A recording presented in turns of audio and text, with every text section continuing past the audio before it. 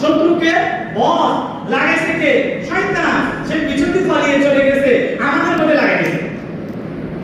তাহলে আমরা মুসলমানের ভাই, একে অপরের সহযোগিতা করব, একে অপরকে ভালোবাসবো, সময়ের জন্য ধৈর্য ধারণ করব, সবর করব, শরীরে রাগ আসবে, রাগকে ঠান্ডা করব, কিছুক্ষণ পরে সমাধান হয়ে যাবে।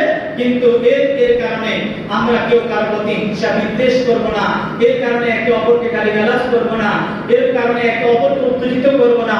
বলেন এই কাজগুলো যদি হয় তাহলে সামাজিক পরিস্থিতি কি কন্ট্রোলে আসবে না সামনের দিকে বাড়তে যাবে?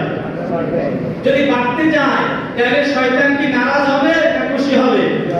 তো শয়তানকে নারাজ কারা করব? বলো ইনশাআল্লাহ। শয়তানকে নারাজ করার পদ্ধতি হচ্ছে আপনার ফিতনা ফাসাদ থেকে নিজেও বাঁচা, অপর